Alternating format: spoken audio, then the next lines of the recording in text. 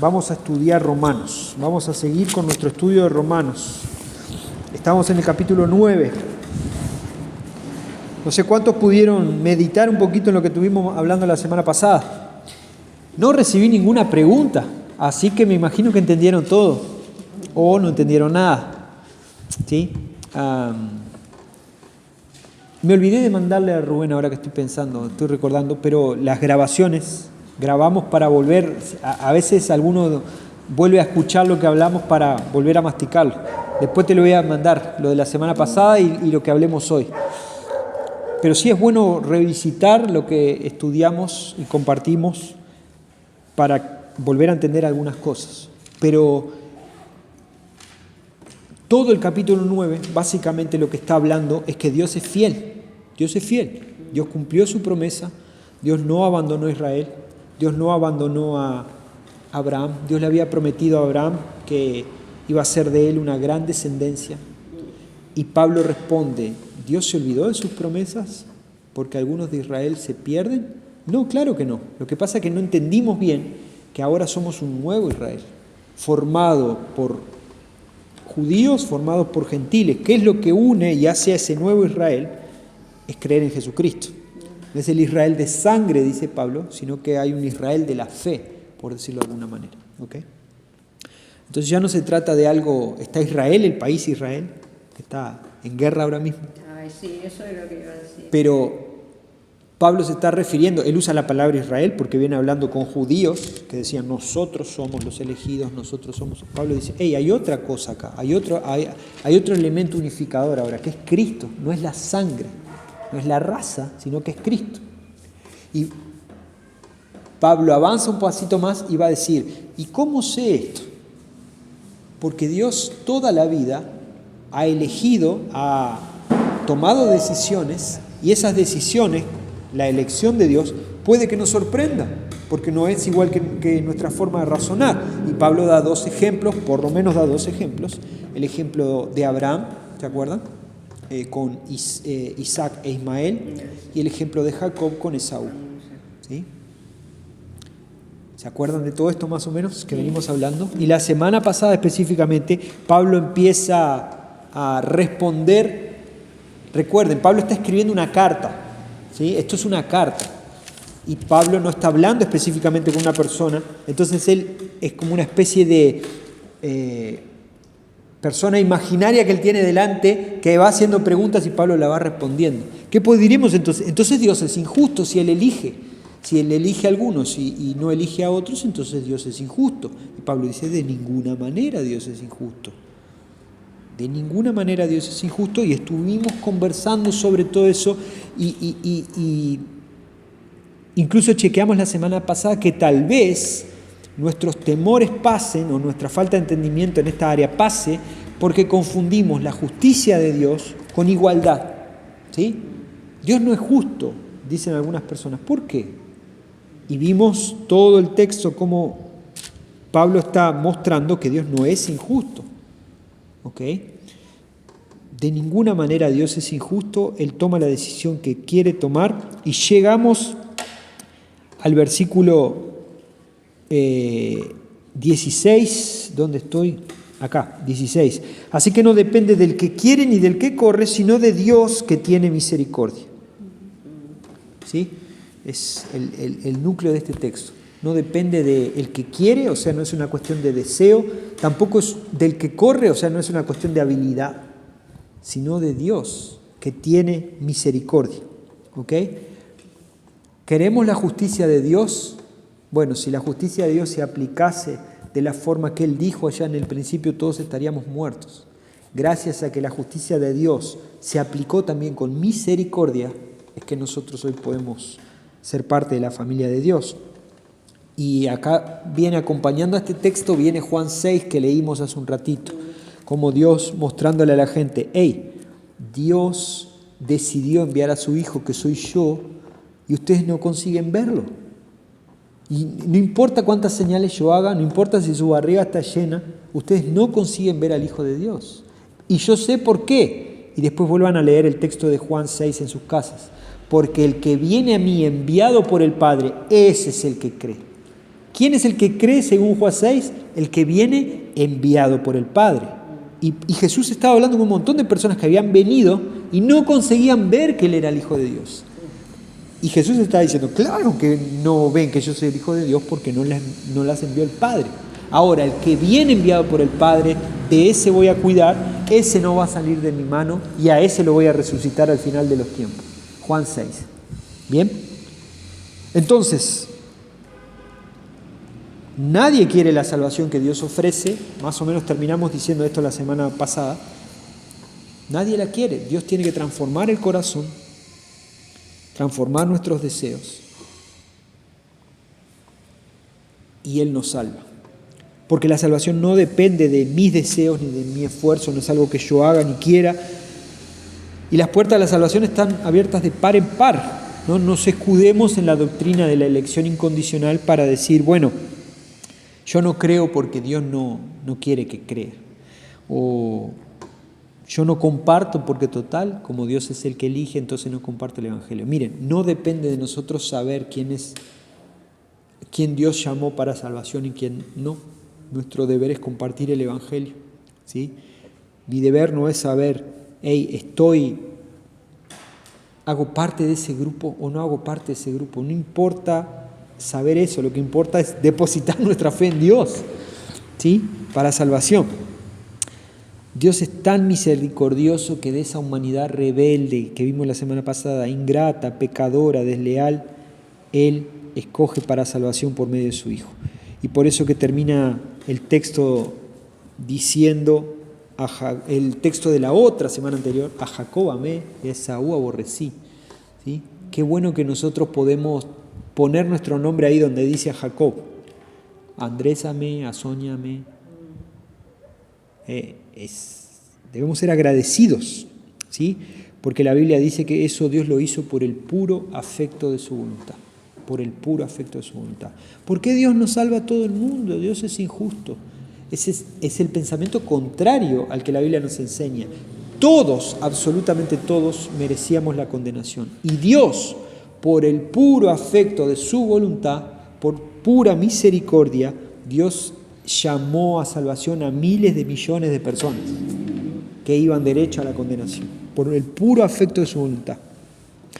Y eso que dice el versículo 17, porque la Escritura dice a Faraón, para esto mismo te he levantado, para demostrar mi poder en ti y para que mi nombre sea proclamado por toda la tierra. Dios se glorifica de muchas maneras y se lo dice a Faraón. Pablo está citando el texto de Éxodo, ¿sí? Que Dios había endurecido el corazón de Faraón. ¿Y por qué dice? Para demostrar mi poder y para que mi nombre sea proclamado en toda la tierra. Dios salvó al pueblo de Israel y endureció el corazón de Faraón. Esa fue una decisión de Dios. Ay, Dios lo hizo porque es injusto, Dios lo hizo porque no sé qué, Dios lo hizo porque no sé cuánto. Dios mismo está diciendo por qué lo hizo. Para que su nombre sea conocido. Dios se glorifica siendo justo y Dios se glorifica siendo misericordioso. Entonces el hecho de la elección, que Dios elige a las personas y las llama para salvación, también es un hecho donde Él demuestra su misericordia. ¿Okay? Esta no es una doctrina injusta, como muchos pueden pensar, al contrario, Dios está mostrando su poder. Bien, entonces, hasta ahí, más o menos, con otras palabras resumí lo que hablamos la semana pasada y vamos a seguir hoy conversando. Entonces, Dios opera directamente en el corazón de los elegidos, los que llama para la salvación. ¿Cómo opera en el corazón? Transformando el corazón. La Biblia dice que por mi propio corazón yo nunca llegaría a Dios. Entonces, si vos estás acá hoy, fue porque Dios regeneró tu corazón, transformó. Ezequiel dice que Dios quita nuestro corazón de piedra y nos da un corazón de carne capaz de creer. Eso es lo que hace Dios. Bien, opera en el corazón de los elegidos.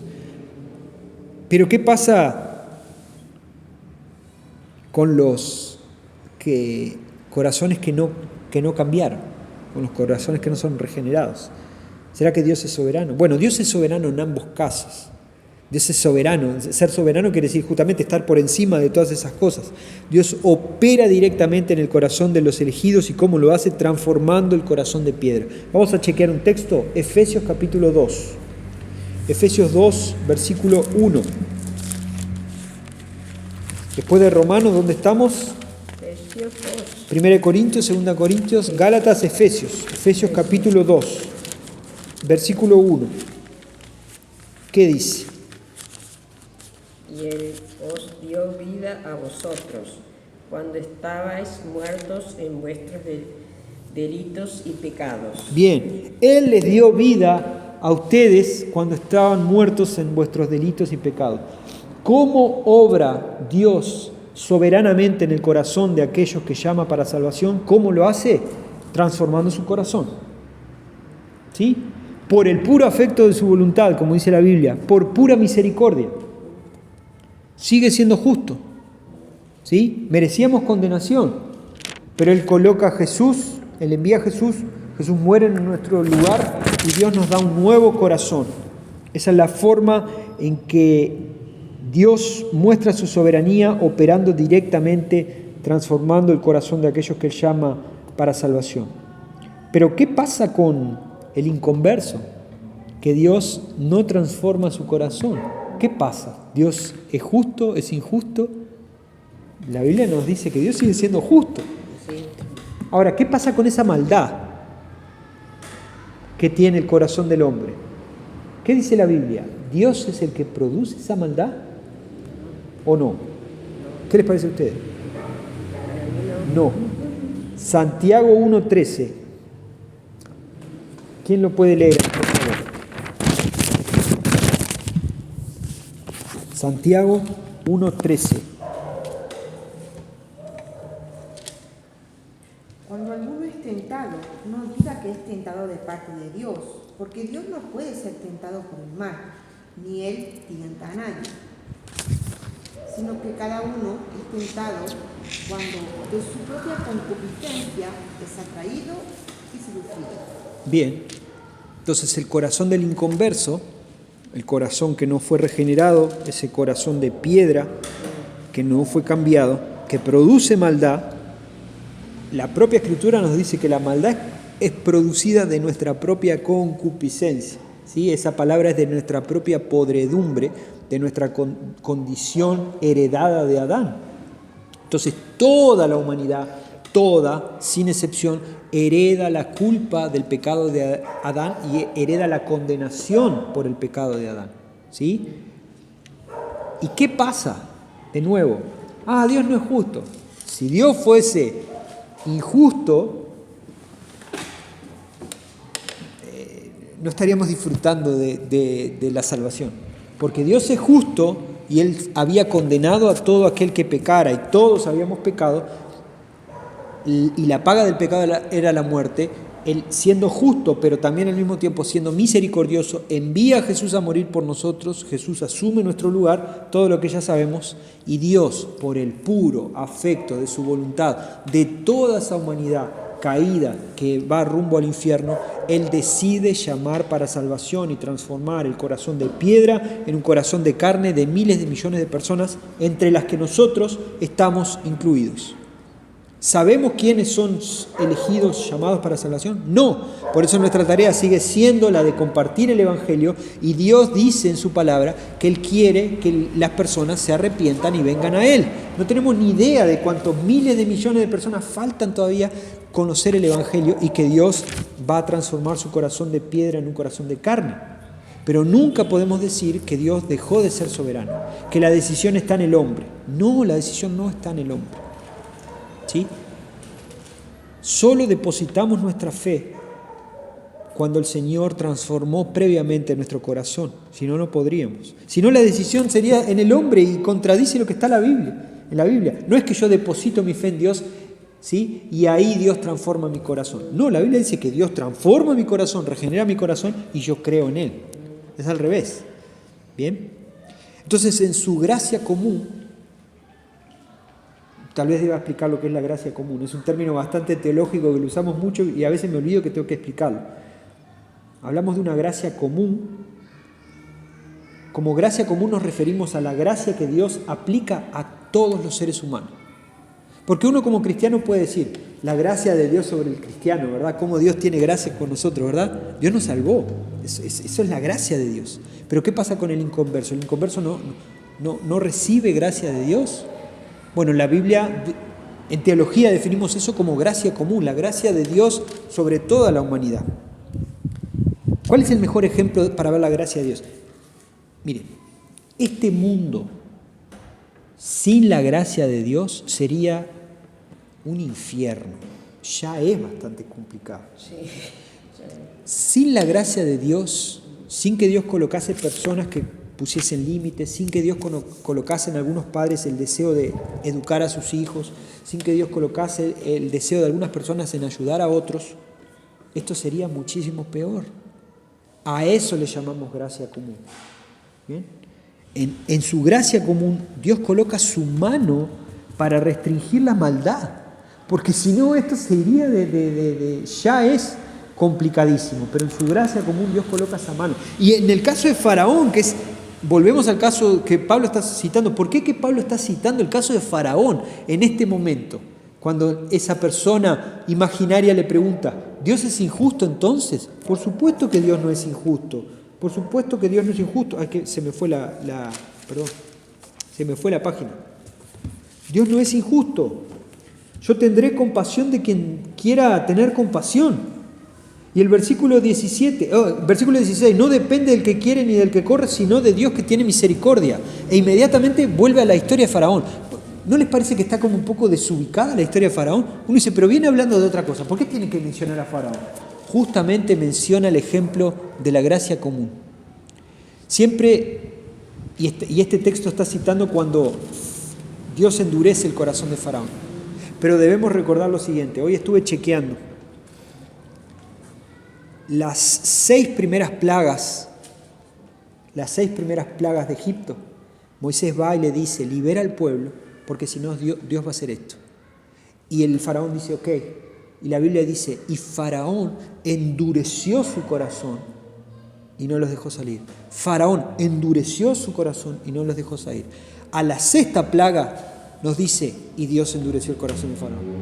5 veces antes de la propia concupiscencia de Faraón, Faraón había dicho, ¿sabes qué? Ahora no. ¿Sabes qué? Ahora no. Y Dios ahí teniendo misericordia, y Dios teniendo misericordia, y va otra chance, y Dios teniendo misericordia. Llega un punto que Dios levanta la mano. Dios levanta la mano. Y Dios endurece el corazón de Faraón. ¿Y en qué termina la historia? Muere el primogénito Faraón y muere el propio Faraón. Entonces no debemos catalogar a Dios como injusto. En su gracia común Dios estaba frenando la maldad y dándole una oportunidad más. Libera a mi pueblo.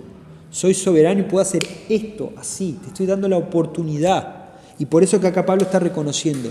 ¿Quién fue glorificado al final de la historia? Dios. ¿Sí?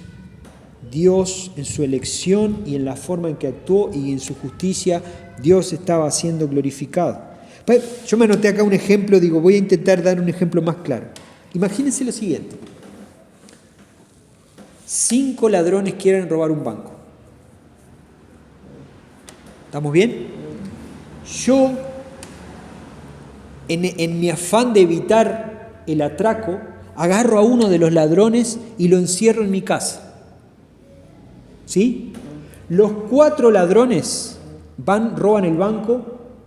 Uno se quedó en mi casa, quiere robar el banco, pero no puede porque yo lo tengo agarrado. Aquellos otros 4 van allá y roban el banco. Los agarran y tienen que pagar la condena, que es con su vida. Van a morir. 5 querían robar el banco. 4 van, otro yo lo detuve en su maldad. 4 van, 4 los agarran y 4 pagan con su vida. Este vive. ¿Sí? ¿Yo soy injusto por lo que hice? Yo, Andrés, ¿soy injusto por lo que hice? No. Los 5 querían hacer el mal. Este no lo hizo porque yo lo detuve. Entonces, lo que Pablo está intentando mostrar con el ejemplo de Faraón es, no tenés que cuestionar a Dios porque Él detuvo a uno y no detuvo a los 5. Lo que tenés que cuestionar es por qué los 5, incluido el que estaba acá agarrado, por qué los 5 decidieron robar el banco. Eso es lo que hay que cuestionar. No hay que cuestionar también, ¿y por qué murieron los 4? Eso era lo que la ley demandaba. Entonces está lleno de cristianos que no entienden que Dios no es injusto con su elección. Dios es justo y en su gracia Él está deteniendo todo el tiempo, Dios está impidiendo que este mundo sea más podrido de lo que ya es. Todo el tiempo Dios está derramando de su gracia común sobre este mundo para que no sea peor de lo que es. Si nosotros vivimos en un país donde podemos llevar a nuestros hijos, sobrinos a la escuela y descansar tranquilo, no vamos a hacer otra cosa, e ir a buscarlos al mediodía, y no estamos en un lugar donde nuestros hijos, nietos, sobrinos, o peor, sobrinas, hijas, mujeres, no pueden estudiar como hay un montón de lugares, es por la pura gracia de Dios. ¿Cómo se nos ocurre a nosotros decir que Dios es malo o injusto? Es por el puro afecto de su voluntad que Él impide eso. Y así lo hizo con Faraón. Pero llega un momento que el corazón del hombre, la concupiscencia del hombre, no entiende por qué Dios está haciendo lo que está haciendo. Como el ejemplo del ladrón de banco que le di acá. Tal vez este hombre solo entendió la importancia de que yo lo detuviera cuando vio que sus amigos murieron. Entonces eso es lo que pasa con los cristianos. Dios nos detiene de hacer cuantas cosas nosotros podríamos hacer. ¿Te pusiste a pensar eso? ¿Qué sería de tu vida? ¿Dónde estaría el nivel de tu maldad y de la mía si Dios no nos hubiese regenerado? ¿Dónde estaríamos? En nuestra maldad. Seríamos terribles. No está ni vivo, más. Tal vez no estaríamos ni vivos. Tal vez estaríamos presos. No sé. Muertos. ¿Sí? O directamente vacíos, sin un sentido de vida. Nuestro país es el país número 1 en América en relación a la tasa de suicidios. Y la gente se pregunta, ¿y por qué? Porque no terminamos como estos ladrones de bancos, pero no le encontramos sentido a nuestra vida. Entonces no debemos pensar en Dios como un Dios injusto, sino que debemos pensar en Dios como un Dios justo y que siendo justo Él es misericordioso, ¿sí? Y que mantiene con su mano al límite la maldad del ser humano, pero también en algunos casos, como pasa con Faraón, levanta su mano. Y que sea poniendo su mano o levantando su mano, lo hace por el puro afecto de su voluntad y para glorificarse. Y la manera más impresionante en que Dios se glorifica y manifiesta su poder es eligiendo a personas de esas malas con una maldad incontrolable o solo controlable por esa mano que Él pone, transformando sus corazones y haciéndolo parte de su familia. Vuelvo a preguntar, ¿Dios es malo? ¿Dios es injusto? No. ¿Entienden lo que está intentando mostrarle Pablo a esta persona? Dios no es injusto, al contrario. Nosotros no le debe, o sea, Dios no nos debe nada a nosotros. Eso es lo que necesitamos entender. Nosotros le debemos todo. Si no fuese por ese amor, si no fuese por esa gracia. No peleemos con Dios, a veces peleamos con Dios. Versículo 19, fíjese lo que dice acá Pablo en el versículo 19. Me dirás entonces, ¿por qué pues todavía reprocha a Dios? Porque ¿quién resiste a su voluntad? Esta persona tiene ganas de pelear con Dios. ¿Sí? Este hombre imaginario. No debemos pelear con Dios, debemos rendirnos en adoración, que es lo que hace Pablo. Después de terminar toda esta explicación, llega hasta el capítulo 11, llega al capítulo 11 y dice, oh, cuán profundas o cuál es la profundidad de la riqueza y del conocimiento de Dios, cuán insondables son sus caminos. A Dios tiene que ser toda la gloria. Cuando cantamos eso en la iglesia, cuando vemos a Pedro que dice, a Él sea la gloria por los siglos de los siglos, cuando vemos a Pablo en otras cartas diciendo, a Él y solo a Él sea la gloria, lo que están haciendo estas personas es, están haciendo un discurso, están escribiendo una carta y se están dando cuenta de que si no fuese por el amor de Dios, si no fuese por la gracia de Dios, si no fuese por su justicia y misericordia, estaríamos muertos. Estaríamos muertos. A Él sea la gloria porque nos salvó. Y a Él sea la gloria porque sigue salvando. Dios sigue salvando. No debemos pelear con Dios, debemos reaccionar como Pablo dándole la gloria a Dios. ¿Sí? Yo me puse una frase acá que me puse así: no domestiques a Dios. Porque a veces lo que queremos hacer es como domesticar a Dios. Pero esto a mí no me hace sentido, esto a mí no me hace mucha gracia, esto no me parece justo, esto no sé qué. Y queremos transformar al Dios bíblico en un Dios del tamaño de mi cabeza. Miren, Dios es mucho más grande de lo que nosotros imaginamos o entendemos. La Biblia es lo que Dios mostró a nosotros de su carácter, ¿sí? Pero la propia Biblia dice que Él es inconmensurable, ¿sí? No hay cómo medirlo. Dice que es inmarcesible, inalcanzable desde nuestra propia cabeza. Cuando nosotros seamos redimidos por completo y estemos con el Señor, nuestro cerebro va a ser como plum y vamos a conseguir ver y entender cuán grande es Dios. Nosotros no terminamos de entender. La revelación de Dios en su palabra es una muestra de su carácter y de quién es. Pero Dios es mucho más grande y nosotros no lo vamos a entender hasta que estemos con Él. Entonces, no lo domestiquemos. No lo domestiquemos porque no podemos. Los únicos que sufrimos somos nosotros. Vamos juntos a Efesios capítulo 1. Ya estuvimos en Efesios, ¿no? Sí. Bueno, volvemos a Efesios Efesios 1. Quiero que veamos lo siguiente. Vamos a leer del versículo 11 al 14. ¿Quién puede leer? Del 11 al 14. En él asimismo tuvimos herencia, habiendo sido predestinados conforme al propósito del que hace todas las cosas según el designio de su voluntad, a fin de que seamos para alabanza de su gloria, nosotros los que primeramente esperábamos en Cristo. En él también vosotros, habiendo oído la palabra de verdad, el evangelio de vuestra salvación, y habiendo creído en él, fuisteis sellados con el Espíritu Santo de la promesa, que es las arras de nuestra herencia hasta la redención de la posesión adquirida para alabanza de su gloria. Bien, Pablo le está diciendo a los efesios, también en él obtuvimos herencia siendo predestinados, otra palabra relacionada con la elección, Dios así lo decidió. ¿Para qué? Según el propósito de aquel que obra todas las cosas conforme al consejo de su voluntad. Él hace lo que quiere porque quiere, de acuerdo a su voluntad.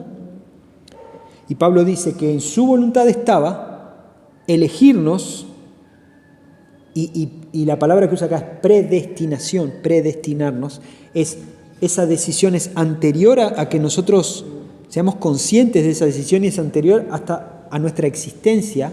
¿Y por qué lo hizo? Porque así fue su voluntad. ¿Y qué dice? A fin de, o sea, tiene un propósito esto, a fin de que nosotros, que fuimos los primeros en esperar en Cristo, seamos para alabanza de su gloria. ¿Por qué Dios decidió hacer esto? Para alabanza de su gloria. ¿Entiende lo que significa para alabanza de su gloria? Para que Dios sea glorificado. Para que hoy estemos un grupo acá de 5 personas y digamos, Dios sea glorificado por esto. Qué bueno que es Dios. Qué lindo que es Dios. ¿Por qué Dios hizo esto? Porque Dios eligió a algunas personas, incluso antes de que naciéramos, para que un día esas personas, cuando llegasen a Él, dijesen, qué bueno es Dios. Alabo tu nombre, para alabanza de su gloria. En Él también ustedes, después de escuchar el mensaje de verdad, el evangelio de su salvación, y habiendo creído, fueron sellados en Él. Cuando nosotros, ya predestinados, escuchamos el mensaje, creemos en Él, depositamos nuestra fe en Él, ¿qué hace? Nos sella, nos marca con el Espíritu Santo de la promesa, que nos es dado como garantía de nuestra herencia con miras a la redención de la posesión adquirida de Dios. O sea, el Espíritu Santo es la promesa de Dios de que no estamos solos y que Él va a cumplir lo que prometió, que Jesús nos va a venir a buscar y que vamos a disfrutar con Él. ¿Y qué dice ahí al final? Para alabanza de su gloria. Esto que hizo de dejarnos al Espíritu Santo, de que un día nos va a venir a buscar, que vamos a estar con Él, ¿para qué? Para alabanza de su gloria. Fíjese el versículo 6, 1:6. Bueno, vamos a leer del 4. porque Dios nos escogió en Cristo antes de la fundación del mundo, de nuevo, para que fuéramos santos y sin mancha delante de Él. En amor nos predestinó para adopción como hijos para sí mediante Jesucristo, conforme a la buena intención de su voluntad. ¿Para qué? Para alabanza de la gloria de su gracia. 3 veces, porque acá menciona varias veces la predestinación, menciona varias veces la elección, menciona varias veces cómo Dios manejó esto desde antes de la fundación del mundo. Desde antes que nosotros naciésemos, Dios ya tenía este plan. ¿Entienden eso? Yo sé que es cuestionable, muchos cuestionan esto, y lo que estoy intentando demostrar es que no te centres en lo que no entendés. Yo no lo entiendo totalmente. No lo entendamos, no nos forcemos en entenderlo, sino esforcémonos en creerlo, en aceptarlo y en entender que así como 3 veces habla de la predestinación, las 3 veces dice que es para alabanza de su gloria. Esa es mi parte. Mi parte es alabanza de su gloria. Alabanza de su gloria, alabanza de su gloria.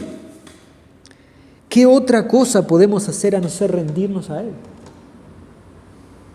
¿Ok? Tenemos 2 opciones. O Dios no eligió, Dios no predestinó, y nosotros llegamos a Dios, no sé cómo, de casualidad.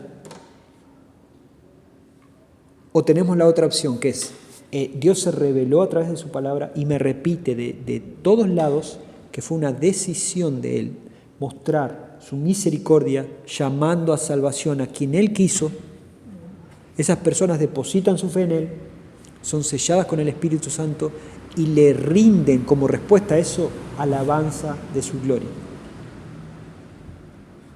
En ninguno de los 2 casos dice que vamos a entender al 100% cómo funciona. Yo prefiero quedarme con lo que dice la Escritura. La Escritura habla de predestinación, habla de elección y habla de alabanza de su gloria. Entonces yo digo, a ver, yo no tengo nada que ver con la elección, yo no tengo nada que ver con la predestinación, yo sí tengo que ver con la alabanza de su gloria. ¿Se acuerdan que la semana pasada les dije, malinterpretamos lo que es el libre albedrío? Lo colocamos como si yo decidiese ser salvo o decidiese no ser salvo. Le dije, el libre albedrío no es para usar ahí, el libre albedrío es para usar acá, para alabanza de su gloria. Vos y yo todos los días tenemos que tomar la decisión, hoy alabo y agradezco a Dios por la salvación o no. Esa es tu decisión y la mía. Ahí es donde el libre albedrío tiene que ser. ¿Y saben lo que es triste? Que muchos cristianos deciden, en vez de alabar la gloria de Dios y alabar y agradecer por lo que Dios hizo, alabarlo y agradecerlo por lo que hizo, cuestionar la justicia de Dios. Es un mal uso del libre albedrío. Hay cosas que no entendemos. Necesitamos aceptarlas por fe. No las entendemos. Entender la doctrina de la elección incondicional no es algo que podamos entender todo el tiempo. Hay momentos inclusive en nuestra vida que nos vamos a cuestionar eso. Pero lo importante acá no es entenderlo, porque es Dios el autor de ese deseo y de esa voluntad. Y como es Dios, yo no lo entiendo por completo, pero yo acepto lo que Él hizo. Acepto que Él me haya llamado, que me haya salvado, acepto que Él me haya hecho eso por el puro afecto de su voluntad, por misericordia, y me rindo a Él en agradecimiento y adoración para alabanza de su gloria, como dice Pablo varias veces. Piensen ustedes que el que estaba hablando en los 2 casos, el que está hablando en Efesios y el que está hablando en Romanos, es Pablo, perseguidor de los cristianos. Y se enfrentó cara a cara con Jesús y le dijo, Saulo, ¿por qué me persigues?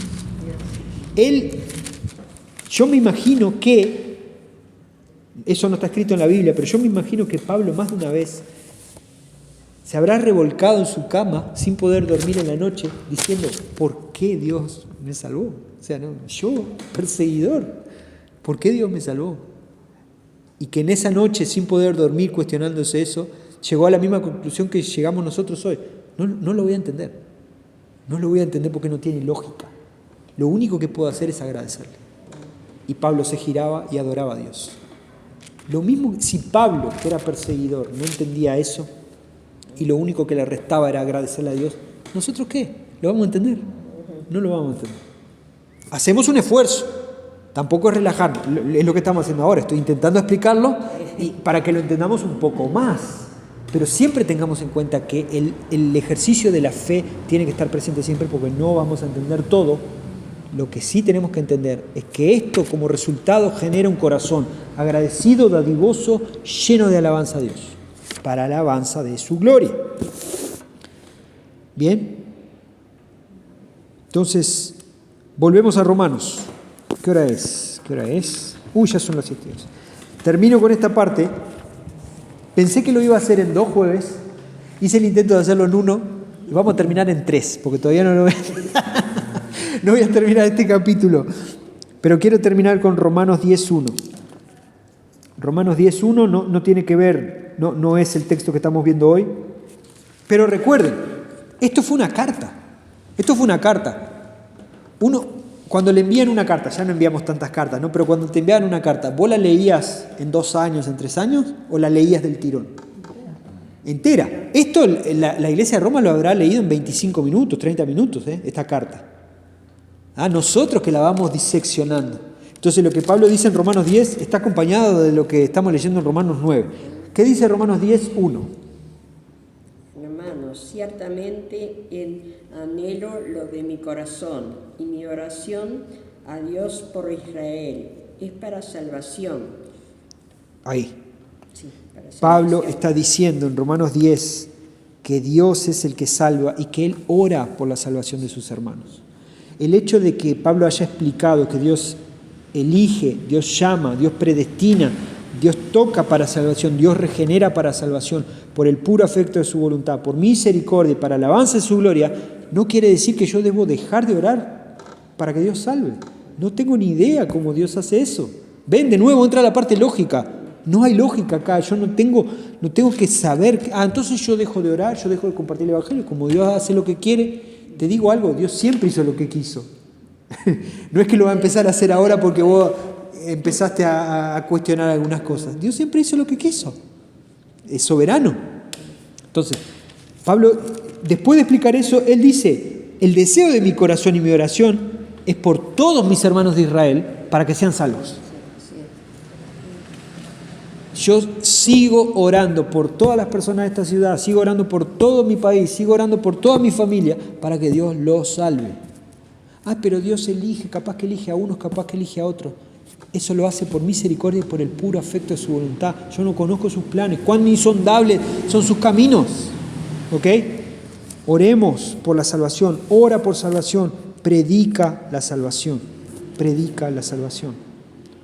Porque Pablo en el capítulo 10, versículo 9, que dice que si confiesas con tu boca a Jesús por Señor y crees en tu corazón que Dios lo resucitó entre los muertos, serás salvo. Porque con el corazón se cree para justicia y con la boca se confiesa para salvación. Debemos predicar el Evangelio, debemos orar por la conversión de los perdidos. Es Dios el que salva. No entiendo completamente cómo Dios obra en el corazón, no entiendo cómo Dios transforma el corazón, no lo entiendo, pero no necesito entenderlo. Tengo que tener fe y saber que es Dios el que transforma el corazón. Y yo hago mi parte. Entonces, de nuevo, no te escondas atrás de esta doctrina. Dios no te impide que vengas a su altar. Dios no impide, Dios llama. Juan 6, Jesús hablando dice, todo el que viene a mí enviado por mi Padre, yo lo voy a recibir. Entonces no nos escondamos. Si todavía no conoces a Dios, si todavía no sabes quién es Jesús, si todavía no sabes quién es la salvación, cómo funciona la salvación, vení a Él. ¿Sí? Vengan a mí todos los que estén cansados y cargados y yo los haré descansar, dice Mateo 11, 28 al 30. ¿Sí? Jesús está llamando a salvación. Si Él está llamando es porque Dios ya está transformando el corazón de esas personas. Ven, Dios no te impide que vengas. Hechos 17, 30 y 31 dice que Dios manda a todo hombre que se arrepienta y que venga a Él. Dios manda a todo hombre. Dios le dice, hey, todos necesitan venir.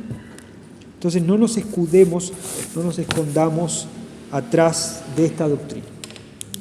Oremos por la salvación de los perdidos, compartamos el Evangelio y no nos quedemos cuestionando, Dios es justo, Dios es injusto, yo no lo entiendo, entonces si yo no lo entiendo no tiene sentido para mí. Honestamente, estamos hablando del creador del universo. No importa si para vos o para mí tiene sentido o no. Esto tiene que recordarnos la historia de Job. ¿Se acuerdan Job todo lo que había sufrido? Y Job seguía siendo íntegro, ¿se acuerdan? Y venían los amigos y le decían cosas, algo habrás hecho, y Job se defendía. Y venía el otro, algo habrás hecho, habrás pecado, y Job se defendía. Y llega el último momento que Job dice, no, ya no tengo nada más para conversar con ustedes. Voy a hablar directamente con el Creador. Y uno puede decir, Job hizo las cosas bien, ¿no? O sea, no hizo nada malo, lo cuestionaban por cosas que no hizo. Job hizo bien en ir y cuestionar, llevar su cuestión hacia Dios. Y le dice, ¿por qué? ¿Por qué yo? ¿Y por qué esto? ¿Y cuál es la respuesta de Dios? Uno puede, recuerden esto, en Job, vayan y lo buscan en casa, después ya hablamos de esto varias veces. Uno puede pensar y decir, si Dios fuese justo, si Dios fuese esto, Dios hubiese actuado con Job de la siguiente manera, le hubiese dicho, tenés razón, pobrecito Job. Y empezamos a cuestionar la justicia y la misericordia de Dios. Y Dios siendo justo, ¿qué fue lo que le dijo a Job? No, eso le dijo a Pablo. ¿Qué le dijo a Job? Dicho en criollo, apriétate el cinto porque yo voy a hablar ahora. Cíñete tus lomos porque yo voy a hablar ahora. ¿Y qué le dice a Job? ¿Acaso tú haces que el sol salga todos los días? ¿Acaso tú haces que la luna salga todos los días? ¿Acaso tú haces que el pasto crezca? ¿Tú eres el que hace caer la lluvia a tiempo y fuera de tiempo? ¿Tú alimentas a los animales? ¿Tú alimentas a las bestias? ¿De verdad me vas a cuestionar?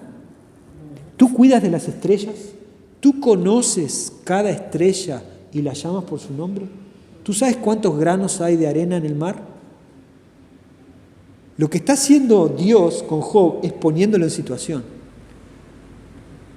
Tu sufrimiento, señor Job, y lo que vos estás intentando ver, y vos estás en este momento, sos el centro de tu mundo, no me transforma a mí, Dios, en injusto, ni en falto de misericordia. Ubicate donde estás. Y Job entiende que Dios es mucho más grande de lo que él creía. ¿Sí? Y Job entiende, aprende un poco más de Dios y él sabe que no va a conseguir entender por completo a Dios. ¿Y qué termina diciendo el último capítulo de Job? De oídas te había oído, ahora mis ojos te ven. Ahora mis ojos te ven. Hay una canción de, ¿cómo se llama? Marcos, ¿el de España? Vidal. Marcos Vidal. Después voy a intentar buscarla, Esther se la tiene que acordar, que es como esta oración, pero sin Job. Empieza a hablar un joven pidiéndole explicaciones a Dios y no sé qué, no sé cuánto, y patatín, patatán. Y después la segunda parte de la música es la respuesta de Dios. La voy a buscar y se las voy a mandar por WhatsApp. Y dice, cíñete tus lomos, ahora yo te voy a hablar a ti. Entonces cuando pensemos en esta doctrina, tenemos que acordarnos de Job. Job no había hecho nada malo. Sin embargo, eso no le daba derecho a cuestionar a Dios. Que vos y yo seamos salvos hoy, no nos da el derecho de cuestionar a Dios. Al contrario, debemos estar llenos de agradecimiento. Dios puede estar diciéndonos lo mismo. ¿Acaso nosotros hacemos levantar el sol todos los días? ¿Acaso nosotros hacemos respirar a los animales? ¿Acaso nosotros cuidamos de los pajaritos? ¿Acaso nosotros damos la vida en la barriga de una mamá? No, no somos nosotros, ¿sí?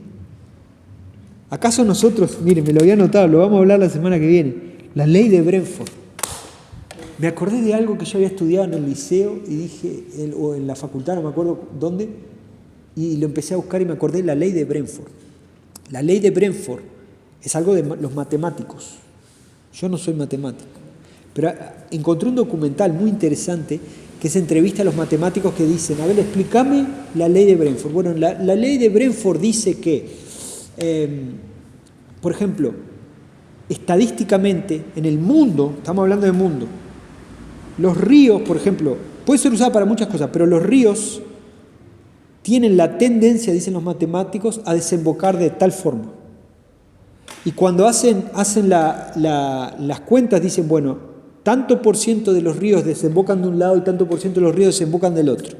Ah, bueno, pero eso en América. Bueno, hagámoslo en Europa.